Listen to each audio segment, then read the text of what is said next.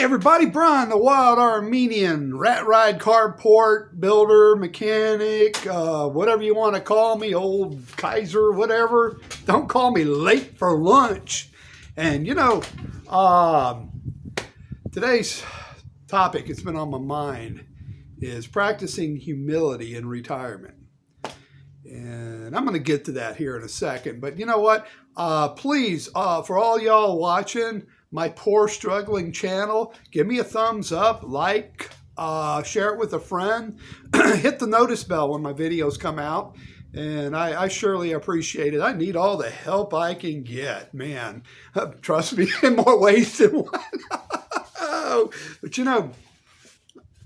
a little backstory about myself to y'all are just coming in. I retired at the age of 65. I could have retired at 62, but I chose not to because I waited.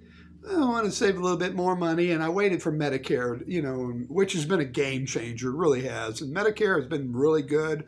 I got a Part A. I'm going to always mess this up. Part A, or I get A free, right? B, D, and C with Freedom, which is a supplement here in Florida. It's been great so far.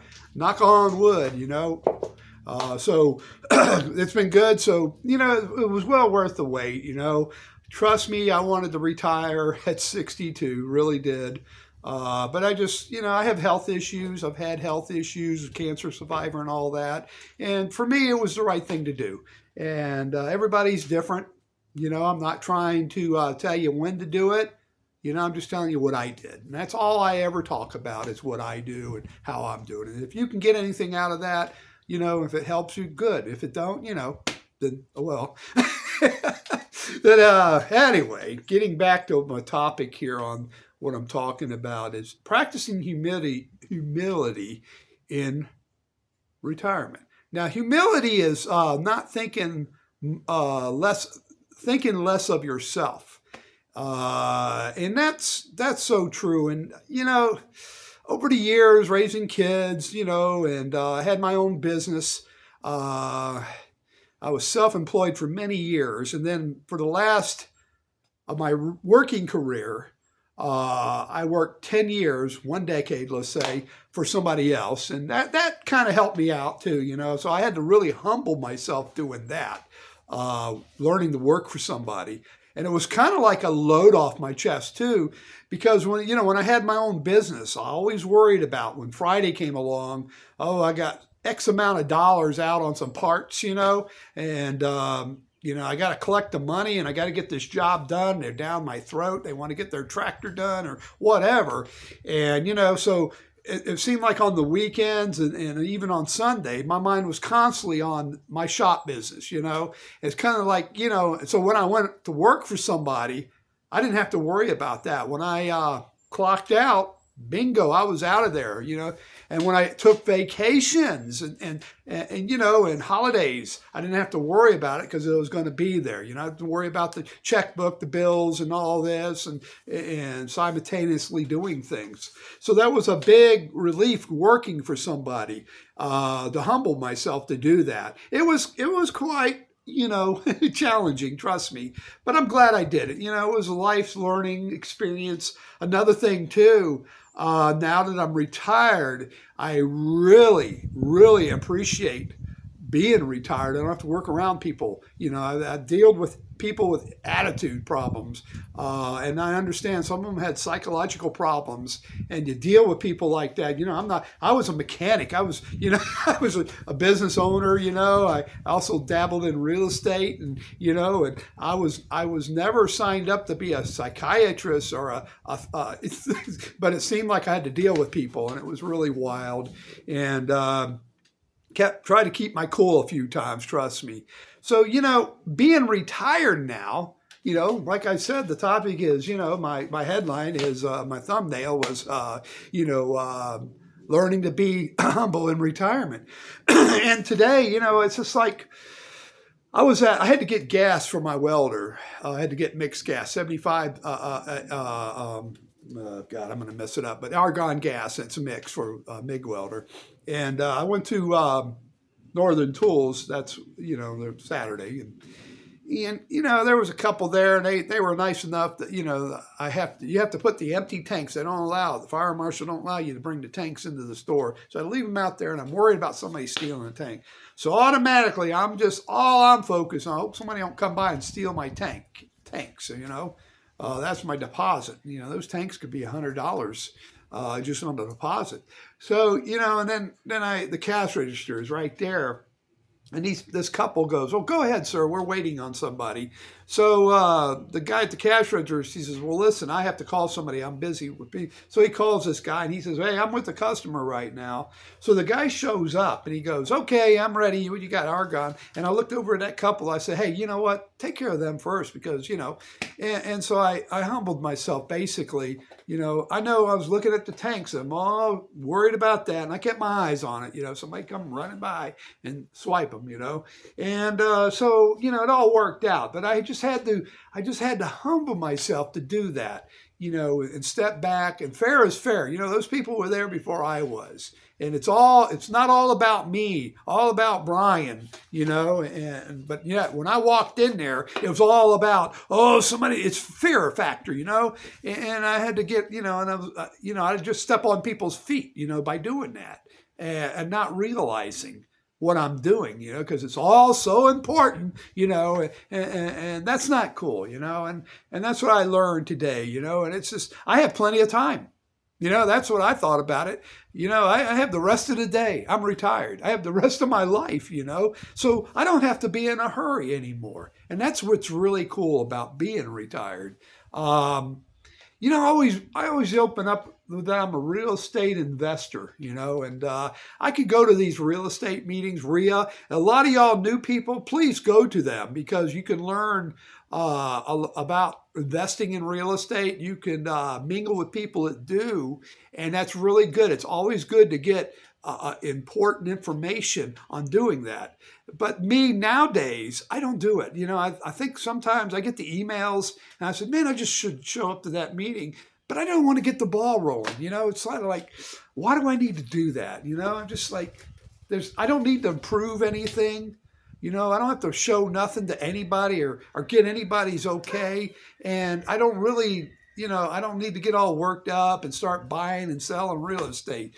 Right now, the bubble's kind of high. Real estate's kind of really high. And I don't really want to, even go down that road. I don't need to take chances right now. I do a modest investing, just enough to get by, to live on Social Security, and to live off of, my investments, what I make. And that's another thing too.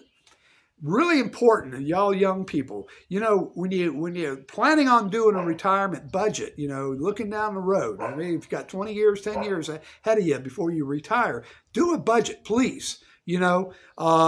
Look what's going out in your payments and what's coming in, and adjust. What can you spend? What can I not spend? And that's a lot of things. And a lot of people get hooked up on the headlines. Oh, inflation is high, and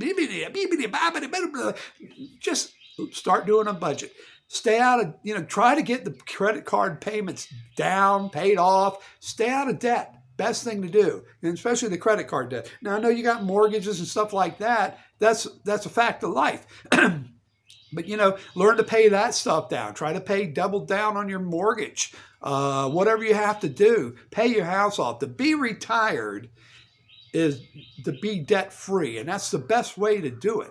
I know some folks that's retired and they have mortgages, they have some money coming in and all that.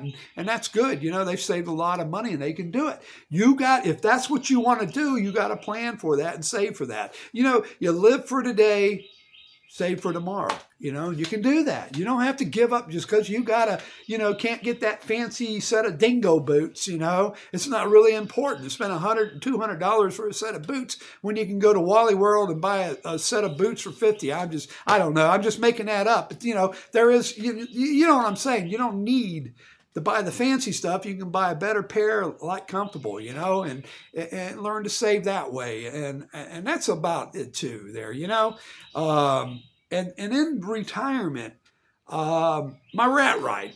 Okay, I'm building this old truck here right next to me. The 49 right here. I've been working on that, and it's going to take me. Geez, seems like it's going to take forever. Every time I learn, I name the truck, dub the truck Bucket of Rust. I've got four buckets, 5-gallon buckets of panels I've cut off and fabricate it. So but I have this rat ride, and I need to work on it. It needs some loving. It needs attention. But to the point, I can't work on both of them. I could, but I'm not going to hurry up myself, and I need to stay on this job so it don't fall behind.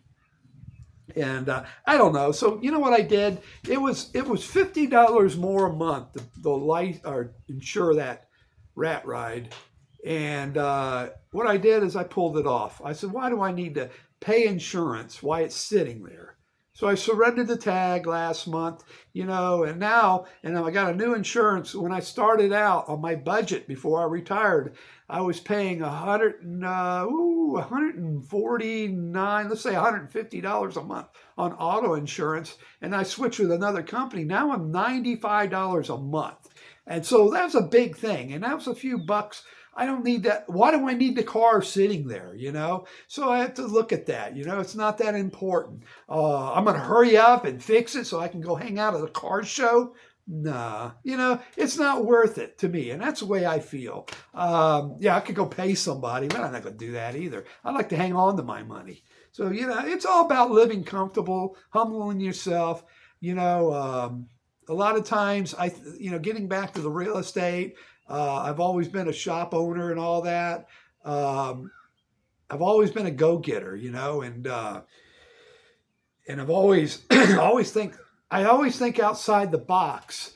And boy, that's really hard to do that when you're retired, It's kind of like, slow down, buddy. You're retired, Put the brakes on. I think my first year of retirement, I was going, man. I had a garden growing. I had this going. I'm doing the truck, running to the gym all the time. And it's like, man, it's like, slow down. I kind of put the brakes on. And I kind of enjoyed it. I think I was just more or less overzealous, I guess, when I first retired, I guess. Go back to some of my videos, you'll see what I'm talking about. But, it's like I've slowed down. Now, I don't mean I've slowed down. I'm sitting on the couch, and eating chips. Not that way. But I'm just slowing down on my priorities, backing off, putting the brakes on it. I'm not that important, That's another thing, too. I don't have to, go to car shows and impress anybody. I don't even have to impress you folks either. I really don't care. I lost a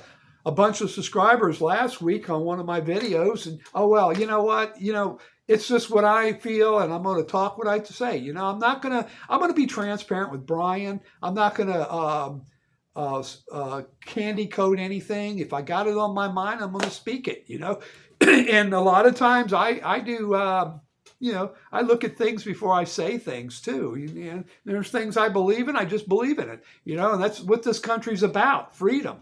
And so because I